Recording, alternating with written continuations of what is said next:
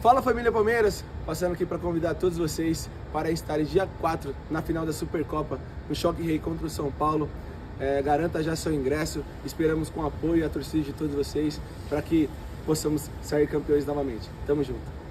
Tá confirmado, o Palmeiras sai do Allianz Parque para jogar seus jogos, vai mandar fora, vai mandar em Barueri, tá? Vai jogar contra o Ituano em Barueri, é isso mesmo, a Arena Barueri será o palco aí do jogo do Palmeiras contra o Ituano e até resolver toda a questão aí, né? Até um rumor aí de que as partes estão chegando a um acordo e que a WTO já está procurando as soluções, mas você sabe, quando surge o Alviverde, eu surjo aqui com as informações do Palmeiras, tudo que acontece no Verdão, por isso mesmo que você vai se inscrever no canal aí, né? E deixar o seu like também. E se você, claro, é favorável ao Palmeiras fazer isso nesse momento, ir para a Arena Barueri, coloca aí Avante Barueri. Se você é contra, coloca aí Avante Allianz. Manda aí, tá? Allianz, 2 L's, Z no final, viu, gente? Mas a gente vai captar do jeito que vocês escreveram aí. Tô tentando só dar uma colaboração aí. Olha, vamos ver então o que foi falado aí depois do clássico, porque teve um jornalista aí, teve jornalista aí, cara, que rasgou elogios, se impressionou e tá dizendo que o Palmeiras vai ganhar tudo. A gente brincou sobre férias, que eu acho que voltou muito bem das férias é o Abel, cara. Mas também com aquela renovação de contrato que ele teve, né, meu amigo? Até eu renovo meu contrato aí, sendo um dos maiores folhas salariais do país, eu volto aqui, ó. Eu tive 50% de aproveitamento nas férias, o Abel teve 100%. Pô, ele tá com uma carinha boa. Essa carinha boa, falando bem. Vamos aproveitar agora, daqui a pouco ele começa a bater na gente, eu vi a coletiva inteirinha, ele com uma paciência. Agora... Quarta-feira, quarta ou quinta, agora me foge, ele tem um jogo contra o Bragantino. Isso. Será que ele vai, eu acho que ele vai poupar o jogador. Então, o time que ele levou a campo ontem... Perguntaram isso pra ele ontem, né? Como ele vai administrar pensando na Supercopa e também no Bragantino, né? Porque o elenco não é tão longo, né? Não é tão extenso. Não, e esse começo de temporada nem todo mundo tá tá bem fisicamente. Quarta-feira, né? 7h30, então. Bragantino e Palmeiras. Só a semana do Palmeiras está assim. Domingo foi o Santos, quarta-feira tem o Bragantino. E domingo tem o São Paulo, que também não tem vida fácil. Sábado foi a Portuguesa, encara o Corinthians amanhã e domingo o Palmeiras em Belo Horizonte. A escalação inicial do Abel foi a seguinte ontem, ó. Levou esse time a campo. O Everton, Gustavo Gomes, Luan, Murilo e Piquerez, Zé Rafael, Richard Rios, o Mike, Veiga, Rony e o Flaco Lopes. Esse foi o time inicial. Entraram no decorrer do jogo o Marcos Rocha, o John entrou no lugar do Flaco Lopes. Aí no segundo tempo, aos 30 do segundo, entrou o Aníbal Moreno. Melhor contratação do Palmeiras até aqui. Melhor contratação do Palmeiras? Ele joga muito esse cara. Dos três é o que tem ali, o cara de titular é ele. Joga muito. Tá. E aí saíram o Veiga para a entrada do Menino, o Richard Rios para a entrada do Fabinho. Muita gente debateu ontem se o time que encara o São Paulo é o time que começou o jogo de ontem. Eu acho que teoricamente é. Eu acho que tem espaço aí até lá, embora seja curto, mas eu acho que tem espaço aí para o Aníbal ganhar. No lugar do Richard, né? Ganhar essa titularidade. Imagino eu que é questão já para domingo? Então, imagino eu que é questão de tempo para ele ser titular do Palmeiras. Não sei se já para domingo, mas eu acho que é um tempo ali. O Aníbal joga contra o Bragantino e ele... Acho que é o contrário. Eu acho que é o contrário. Assim, pode ser, mas... Ao contrário, o Richard joga contra o Bragantino e o Aníbal... Eu não sei, eu acho que o Aníbal entrega mais possibilidades para o Zé Rafael fazer uma movimentação que o Abel gosta mais. Foi a sensação que eu fiquei ouvindo a coletiva dele ontem e com esses jogos iniciais do Palmeiras. Eu não sei se eu estou muito encantada com o Aníbal Moreno, porque eu achei que realmente ele chegou, parece que muito adaptado ao time. Pedido do Abel. No ano passado foi o primeiro reforço que ele pediu. O Richard Rios, ele tem um ponto para mim, que o ano passado ele jogou, foi muito útil ao time, só que eu acho que ele acaba desgastando mais a dupla de meias, porque ele tem que recuar um pouco mais, ou o Zé, ou o próprio Veiga, para qualificar melhor a saída de bola, que o Richard já tem uma boa saída de bola, mas não tão boa quanto a do Aníbal. Então eu acho que nesse ponto, pensando no encaixe do jogo, se tiver todo mundo 100%, né, porque tem a questão do desgaste, eu acho que ele pode ser titular contra o São Paulo. A gente separou um trecho do Abel, em cima do que a Ana falou, justamente sobre os volantes. E eu achei legal, porque assim, volante tem muito a ver com encaixe de dupla, né? Assim como dupla de ataque. E ele falou sobre isso, que ele está testando diferentes encaixes nessa posição. Quem sabe não tem uma pista aí para a escalação de domingo? Dá uma olhada. Jogo espetacular no último jogo aqui em casa, mas o treinador tem que pensar em tudo. Tem que pensar no desgaste, tem que pensar nos jogos que vêm à frente, tem que pensar nos jogadores que estão há mais tempo e vieram em melhor forma do que outros, e essa é a minha função, não é? Por isso é que nós temos treinadores capacitados e gente capacitada dentro do clube para poder analisar os jogadores e perceber qual é o risco de lesão que tem, de um jogador que não está habituado à nossa forma de jogar, um jogador que não está habituado a um gramado sintético, um jogador que não está habituado ao ritmo de fazer jogos de 2 em 2 dias ou 3 em 3 dias. O que vocês têm que fazer é analisar, não individualmente, mas a dinâmica da equipa. A equipa jogou bem, a equipa jogou mal. Eu sei que vocês gostam de olhar para o sistema, jogou com 3 centrais, jogou com 2. Esqueçam isso. O futebol não é sistemas, o futebol não é parado, o futebol é dinâmica. É dinâmicas, quem é que chega, quem é que constrói, quantos é que constrói, construo com 4 ou com 3. Uma equipa a construir com 4, se eu tenho 4 atrás, vou ter menos um no meio ou menos um na frente, certo? Se tiver 3 atrás, vou ter mais um no meio ou mais um na frente. É isso que as pessoas, que eu tento passar aquilo que eu sei, não é? Não foi isso, foi aquilo que eu disse no último jogo, testar aquilo que nós já fizemos, jogar com 3 zagueiros, jogar com 2 mais um lateral, ver as opções que temos no nosso meio campo. Vamos ter um ano muito comprido, vamos ter jogadores nas seleções e nós temos que ter este meio campo, criar aqui duplas, criar relações, se calhar o Zé com o Rios dá melhor, o Rios com o Aníbal ou o Aníbal com o Zé, um menino que está a chegar, o próprio Fabinho nos pode ajudar e a minha função é aproveitar esta competição, que queremos muito vencer e ver todas as dinâmicas que nós temos, porque eu sei que durante o caminho todo desta época vai haver turbulência, como foi o ano passado, e nós temos que estar preparados para dar soluções com os jogadores que temos e com aqueles que vão chegar seguramente. Entre as possíveis variantes, ele não cita o menino, né? Ele falou que Falando do Fabinho só. tá Fala do Fabinho. Não, mas ele falou assim, o Mas menino o menino ele que não tá, falou. né, ele falou, o menino que tá para chegar, porque voltou de lesão, né? de lesão. Então tá retornando. No jogo Vamos contra pensar a as Inter- possíveis duplas que ele tem? Zé Rafael e Menino, Zé Rafael e Aníbal, Zé Rafael e Fabinho, Zé Rafael e Richard Sempre Rios. O Zé Rafael Eu queria falar justamente Zé sobre Rafael isso. mais um, Eu só né? não sei se o Zé Rafael vai ser primeiro ou segundo. Ele, Não, pode, se- ser, é. ele pode ser combinado Então, como primeiro e ele- segundo. no jogo, na coletiva do jogo da vitória contra a Inter de Limeira, ele gastou um tempo assim, bem longo da coletiva para poder falar sobre o Zé Rafael, porque o assunto acabou sendo o Aníbal Moreno, porque foi o primeiro jogo dele como titular. E ele falou bastante sobre o Zé Rafael, inclusive, que na temporada passada foi um pedido dele ao Zé Rafael, de uma mudança de posição, que assim, a gente às vezes esquece, porque ele já tem há 2 temporadas pelo menos jogando um pouco mais recuado, mas a posição de origem do Zé Rafael é meia de articulação.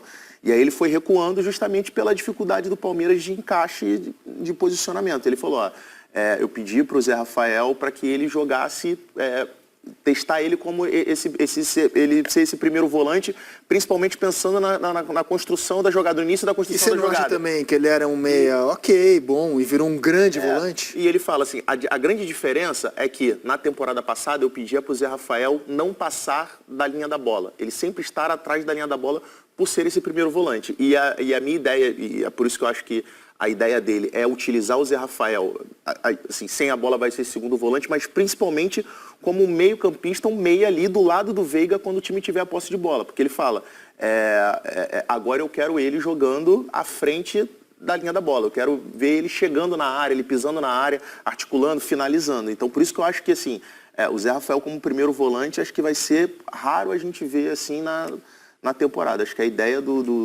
e até por conta disso que eu acho que é questão de tempo pra gente ver o Aníbal Mas Moreno como volante. parece ser a dupla que surge mesmo, né? O Aníbal e o Zé Rafael. Mas eu acho que tem um outro caminho também, que é ele usar 3 meias, né? Jogar mais com um jogador posicionado, né? Um volante mais fixo e uma linha de 3 meias. Pode ser uma alternativa também, porque aí ele tem o Veiga e o Zé Rafael mais próximo da área. E uma outra alternativa que eu pensei ontem ouvindo o Abel é quando ele não tiver o Veiga, em caso de convocação, meio do ano, Copa América, etc., ele usar o Zé com esse jogador mais próximo dos atacantes, porque a última temporada, antes do Zé Rafael vir para o Palmeiras, ele termina o ano com um bom número de gols.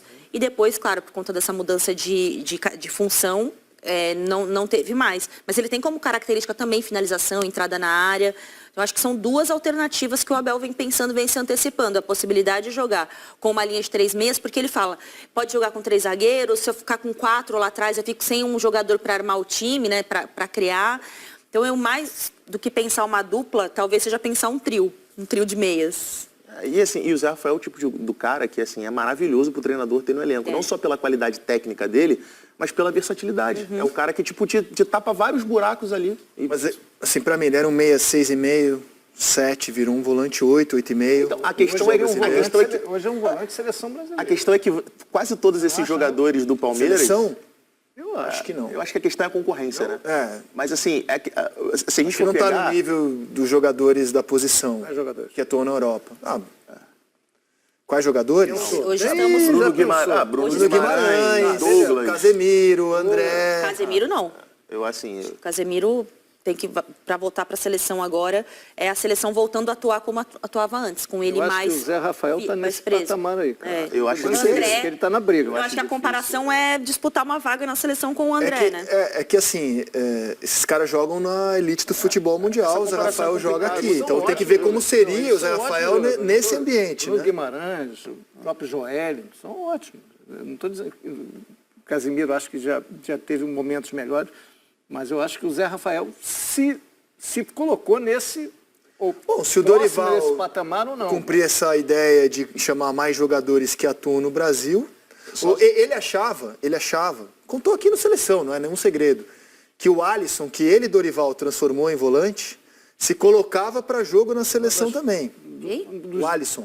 O Alisson que ele transformou em segundo volante, que é o melhor momento da carreira do Aí, Alisson. peraí, Conversando com ele, eu falei, Dorival, o Alisson, você transformou a vida dele. Foi. Ele era um atacante Não, ele... regular e virou um volante protagonista. Ele falou, acho que dá isso muito antes dele ser sondado para a seleção aqui, ó, antes de entrar no estúdio. Ele falou assim, dá até se ele continuar assim para sonhar com seleção. Alisson- Agora ele é o treinador. Sonhar o todo Alisson mundo jogou pode, na mas... final da Copa do Brasil. Não, eu acho que nem o Zé Rafael. Eu sou bem crítico com os jogadores que atuam aqui, mas vamos aguardar. Rapidinho, só sobre a questão do Zé Rafael que você falou, de ser um meia 6,5 agora um volante 8, 9, acho que tem uma questão muito do Abel, porque se a gente for pegar vários jogadores desse Palmeiras, inclusive o Veiga, antes da chegada do Abel, Mas com eram o jogadores Vanderlei, nota o Vanderlei 6. é o cara que transforma o Zé Rafael em volante, em segundo volante. Ele já melhorou bem como segundo volante, né? Danilo e Zé Rafael foi a dupla e o Vanderlei é o cara que traz ele para segundo volante, como aliás foi o cara que transformou o Rincon em volante. Rincon era um camisa 10 e o Vanderlei transforma o Rincon em primeiro volante no Corinthians.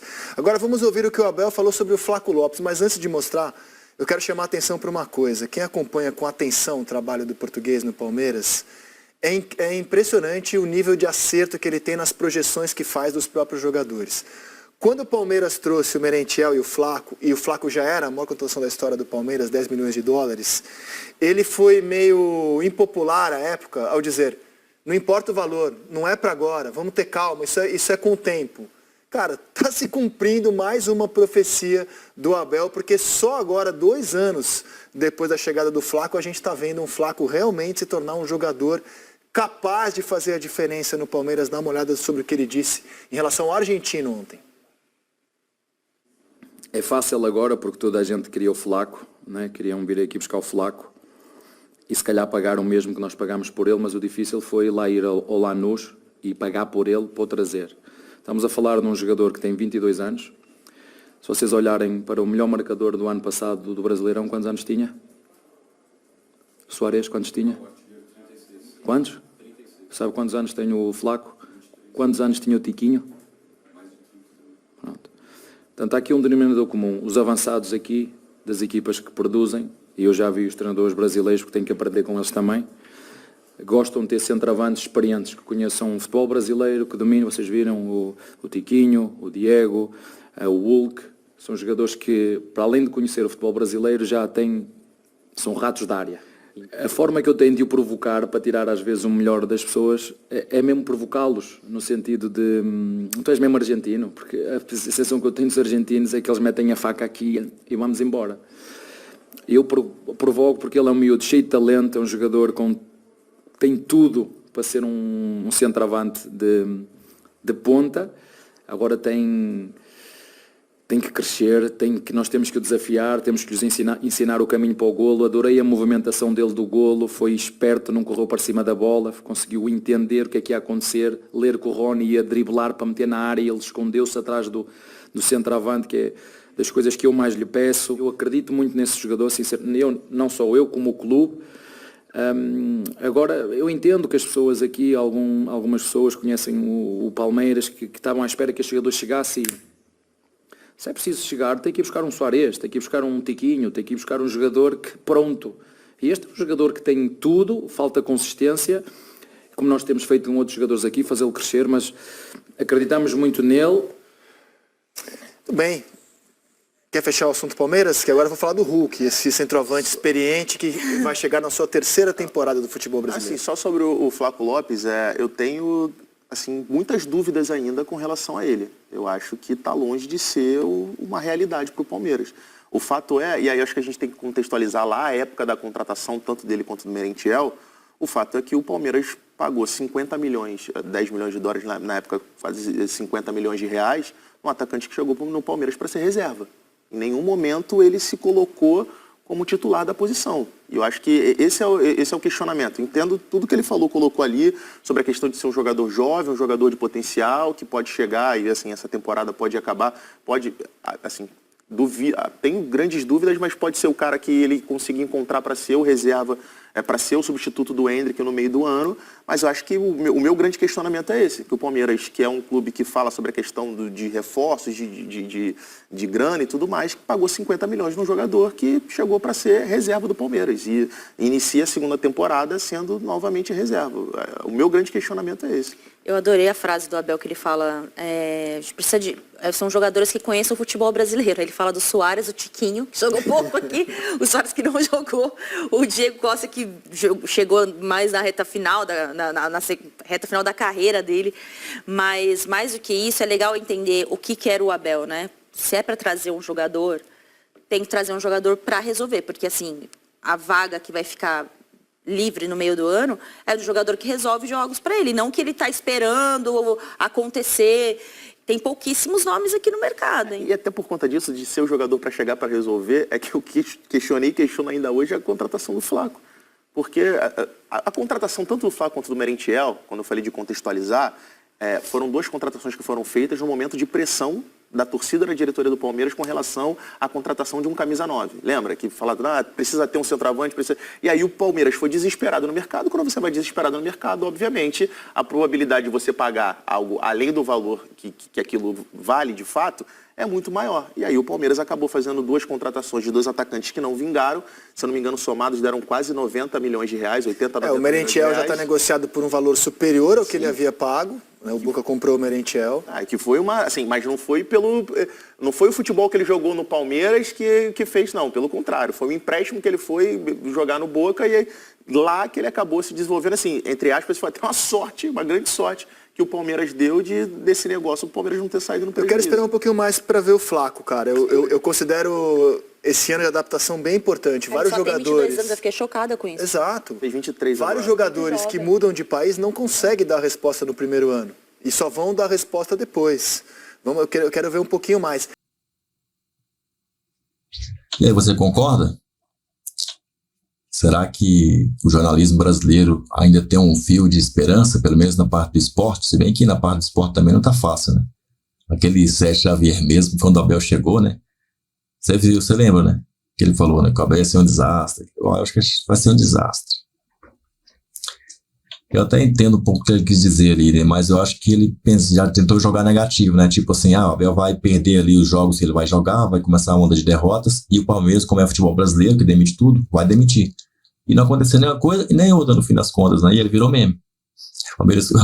O Abel levantando Libertadores, Copa do Brasil, depois ganhar outra Libertadores, e aí, desde que ele chegou, todo ano ele está ganhando. Pelo menos um título. Todo ano. Só que ele chegou em novembro de 20, ele ganhou a Libertadores em janeiro, em março a Copa do Brasil, em novembro ganhou outra Libertadores, ou seja, praticamente ele chegou e em 2021 para cá, que foi quando foi tendo final, né? Ele foi ganhando tudo. 3 títulos por ano. 2021 ganhou 3, 2022 ganhou 3, 2023 ganhou 3. A média do Abel é absurda, 3 títulos por ano. Ele está aqui há 3 anos, tem 3 títulos por ano. Fora os que ele perdeu, né? Que ele chegou a outras finais. Ele chegou a mais. Ele chegou, se não me engano, a 12 decisões. Pedi até a conta já. Chegou a umas 12 decisões e ganhou 9. Quer dizer, a cada 4 final que ele chegou, ele ganhou 3, né? 4 vezes 3, 12. 3 vezes 3, 9. Essa conta minha deve tá errada, mas deve ser por aí, né? Você entendeu? Bom, se você entendeu, claro que você vai colocar aqui avante, entendi. Tô zoando. Manda aqui se você concorda aí que o Palmeiras vai ganhar tudo, manda aí avante tríplice. Se você acha que é exagero, coloca aí avante Libertadores, ou Copa do Brasil ou Brasileiro, o título que você mais quer que o Palmeiras vença, ou que você acredita que vai ganhar, né? Claro que a gente vai ver vídeos também como esse que está aqui do lado, e esse que está aqui sendo gravado em breve. Para você os ver, você tem que se inscrever no canal aí, tá? E não esqueça, para você ter os vídeos recomendados para você, você tem que deixar seu like, além de comentar o vídeo aí. Então manda nem que seja um oi, nem que seja um boa noite, ou que seja um avante palestra.